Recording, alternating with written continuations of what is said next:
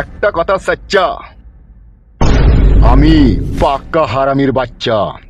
বলেন কি? সেটা আমি জানি কাকা, আপনি বিশাল হারামি, কিন্তু আপনার বাবাও হারামি ছিল সেটা আপনি বলছেন।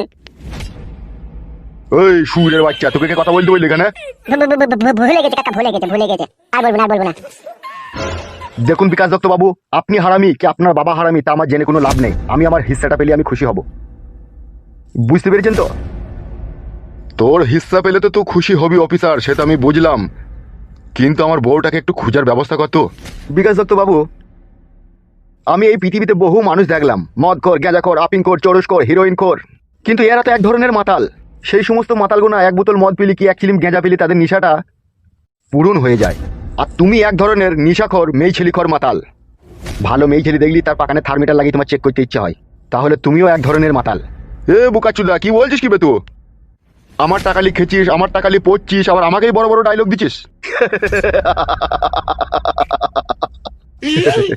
আমি তো আর আপনার মতো বলতে পারি না যে একটা কথা সচ্চা, আমি পাক্কা হারামির বাচ্চা। আমার বাবা একজন সৎ ভালো মানুষ ছিল, চাষি মানুষ। সে নিজে মাঠে মেহনত মজদুরি করে একটু একটু করে অর্থ জমিয়ে আমাকে পড়ালেখা শিখিয়েছে। পড়ালেখা শিখে আজকে আমি পুলিশ অফিসার হয়েছি। দেশের বোঝা মাথায় তুলে নিয়ে জনগণের সেবা করতে এসেছি। আর যে থানাতেই আমি পোস্টিং হয়ে যাই, সেই থানার এরিয়ার অঞ্চলে আপনাদের মতো কিছু এমএলএ থাকে, যা সমস্ত নোংরা কাজের সাথে জড়িত। তোমার ওই উপরকার ওই সৌন্দর্য সাদা পোশাকের ভিতরে যে একটা কালো কুৎসিত মুন রয়েছে, আর সেই মুনের ভিতরে কত গরিব অসহায় লোকের কান্না রক্তের দাগ লুকানো রয়েছে। তা আমার বাবা একটু একটু করে মেহনত মজদুরি করে যদি আমাকে পুলিশ অফিসার না বানাতো, তাহলে আমি বুঝতেই পারতাম না। যারা এই সমাজটাকে চালানোর প্রতিজ্ঞা করে তারাই তলায় তলায় ভাঙে। আর সেই ভাঙার একটাই কারণ, তুমি হচ্ছে রাঁড়খোর। তোমার নিজের বউ ঘর ছেড়ে চলে গেছে, তাই এখন পরের বইয়ের গান মারতে বসেছে তুমি। এর তো বালের এমএলএ তুমি। অফিসার, তোর এই কথা, আর তুই যে আমার বুকে দিলি ব্যথা, আমার বুকের এক পাশ থেকে আমি মানুষ হয়ে থাকলাম আর এক পাশ থেকে আমি অমানুষ হয়ে গেলাম রে। শালা কি কথা শোনালি বে তুই? বে পরশু দিনকে লিলিবি বে টাকা। অফিসার, আপনি এখন যান, পয়সাটা আমি এমএলএ সাহেবের কাছ থেকে নিয়ে আপনাকে দিয়ে আসবো আমি। ঠিক আছে, তুমি বললে তাই যাচ্ছি।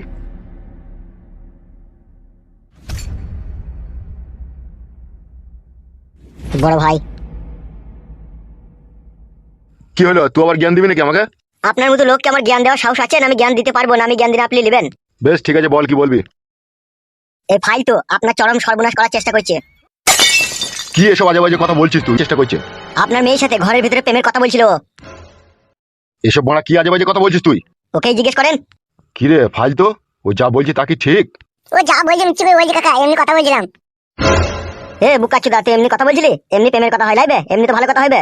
বল, আমি প্রেম করেছিলি কি? তাই আমাকে করতে বলছি, কিন্তু আমি করতে রাজি হচ্ছি না। কে করতে বলছে তোকে প্রেম? আপনার মেয়ে বলছে আমাকে ভালোবাসতে।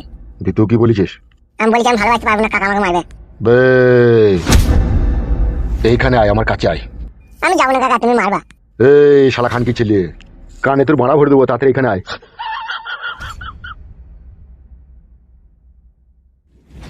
কি বলো কাকা? আমার দিকে তাকা। আজকে থেকে আমার বাড়ি ঘর যাওয়া তোর বন্ধ। কেন কাকা, আমি তো প্রেম করিনি। তুই প্রেম না করলেও আর যাওয়া হবে না আমার বাড়ি। তাই আমার বউকে আমি বাড়ি পালাবো। আমরা আর থাকতে চাই না, আমার বিশাল কষ্ট হচ্ছে থাকতে।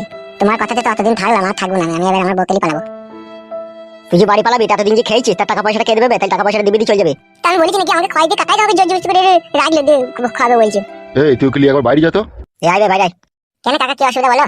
যেতে বললাম যা। এমন কিছু চাল চালতে হবে আমাকে, যাতে শালা ফালতু আমাকে ডেকে নিয়ে গিয়ে তার বইয়ের কাছে আমাকে লিখে যাতে শুই দেয়। আমি আর লুকিয়ে করবো না, যা করবো ডাইরেক্ট। তবে শালা তুই তখন বুঝবি আমি কত বড় বৈধ হারামি লোক।